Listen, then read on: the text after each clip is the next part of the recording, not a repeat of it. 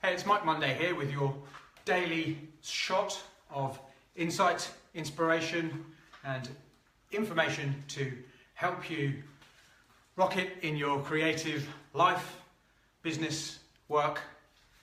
And what I'm doing is I'm answering people's questions. So what I want you to do is answer me this question in the comments, or if you'd rather remain anonymous for whatever reason, you can send me a message.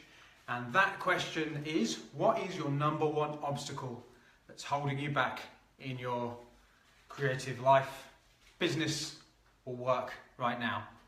And I'll cover it on a future Facebook Live. So today I'm going to talk about getting stuck and how to avoid getting stuck. Because I got a question from Marius Jack York, I think it was, I forgot to write it in my little mind map here, but he says, I also tend to get stuck making melodies and chords, okay? I would get the drop portion, but after that I get stuck trying to build everything else around it, such as the intro bridge.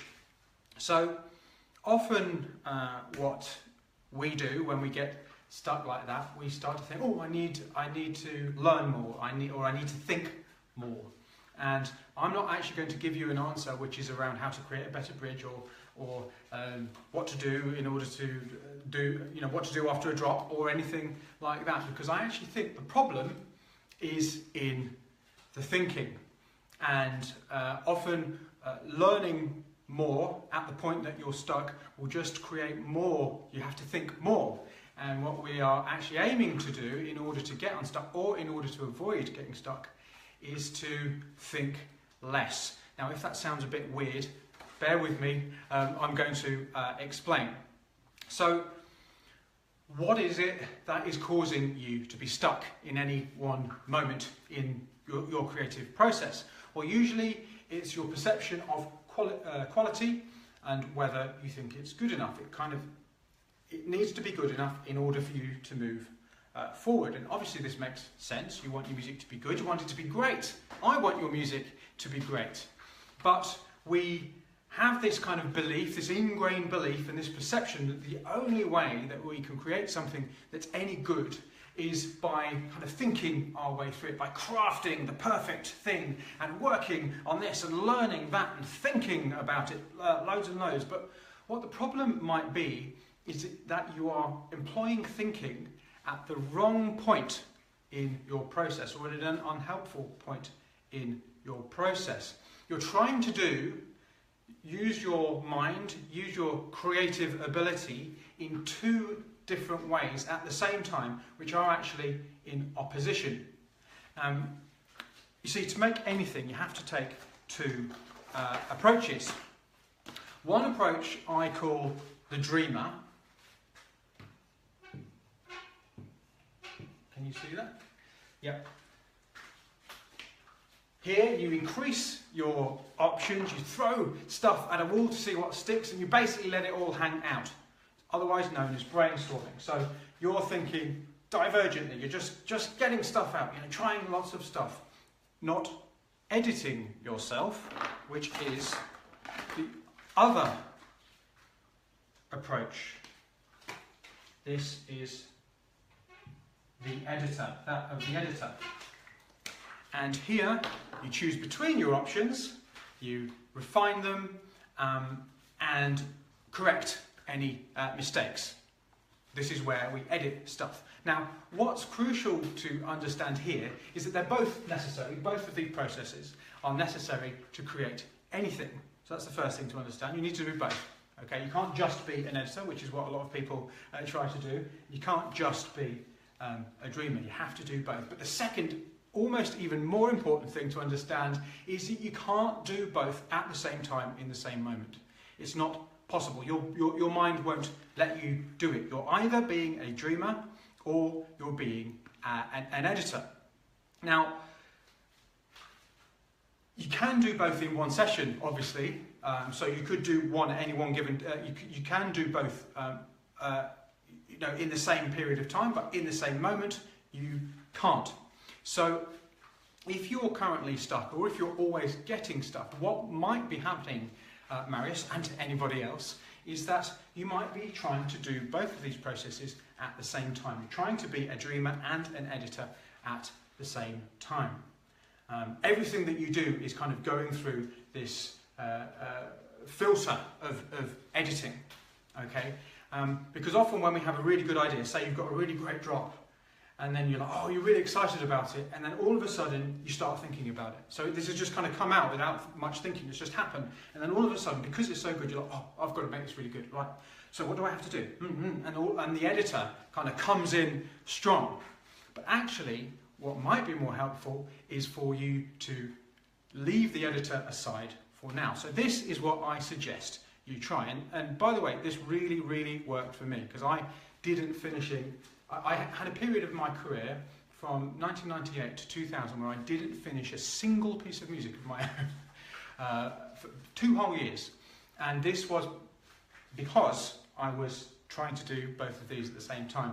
And one of the really difficult things about the editor is if you've had any measure of success, where I had some really good success at the start, if you have any measure of success, the editor can really get very loud because you're trying to make it really good at every single step of the way, and you won't let yourself move forward because you're constantly editing yourself into a hole. So this is what I suggest you try.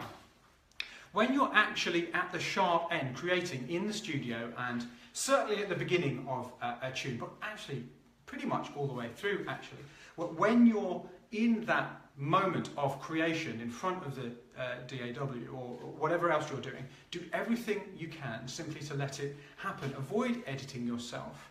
Leave that worry, that massive constant pressure you're putting on yourself about quality in every single moment. Just let it flow as it does. If you don't like something, unless it's something that you just can't bear, just let it go and move on to the next step. Don't worry too much about if it's good enough. Just no one has to hear it. It's only you in there. so just let it go, okay? Knowing that you are going to allow yourself to edit at another time. So at the end of each session, even if it's the most terrible thing you've ever heard, record what you've done, and even if it's not finished, even if it's just a tiny little loop, okay, just record what you've done, and then at another time, in another place, when you've had a break, maybe in the kitchen, when there's nobody around, listen back with a pen and paper and become the editor. Make a list of things to change and try. You see, when I did this, when I separated my dreaming from my editing, and mainly used the dreaming during my sessions, just let it go. It doesn't matter, because you can always change it later. And then did the editing afterwards, and then came back in just to try some things, but when I came back in, still let it happen. So I try the things that I'd written down as the editor, but as a dreamer. I try those things as a dreamer. When I did this, and when I practiced it, and bear in mind it is going to take some practice to leave that editor behind, that you'll notice it coming, now I've made made you aware of the 2 different ways of creating, the 2 approaches to creating. You'll probably notice it much more. And it will take practice to let that editor go. But when I did it and practiced it and got better at it, first, I had a lot more fun. Second, I made much more fast progress. Third, I actually finished stuff. So I allowed myself to practice all parts of the process, so I became a better producer, so my music was better, so I had more fun, and it started this cycle, a virtuous cycle. So that's what I want you to try. Maybe just try it for the next 7 days. Let the editor go during your sessions, knowing that you're going to use the editor with your journal and just write down what ideas for what you've done outside of studio. So I hope that is helpful. It was incredibly helpful to me, and it's been incredibly helpful to a lot of other people who've done my programs. Is the kind of stuff I talk about in my paid program. So what I want you to do in the comments, don't forget to ask me, let me know what your #1 obstacle that is holding you back. And if you want to remain anonymous, send a message to my Facebook page. I won't use your name when I'm answering your question. I know we have quite a few famous producers or bigger producers who kind of don't want to share their problems, and other people who just aren't particularly, don't like the kind of public forum. That's absolutely fine. Send me a message. And if you know someone who might benefit from this video that I've just made and what I've shared with you, share this video with them or tag them or just tell them about it. And I will be back tomorrow answering another of those difficult creative questions. So, go away and finish something.